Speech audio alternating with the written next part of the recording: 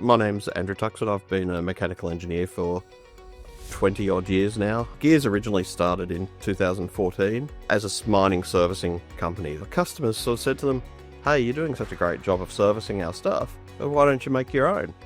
They outsourced it.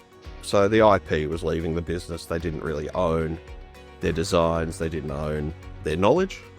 And so bringing SolidWorks on and then having the design capability with the engineers in-house enabled that IP and knowledge capture to begin. Honestly, without simulation of some sort, we wouldn't have a business. It's as simple as that. The primary thing is it's a huge cost saving. Being able to run the simulation and not have to develop prototypes or develop tests or do any proof work by making models or whatever saves us a huge amount of time. Every single engineer will run simulation on the various componentry that makes up their stage to validate it's within its strength limits and our design limits. If we know enough and we have the data and we can simulate and we can make the simulation match the real world, there's not really anything we can't achieve with it.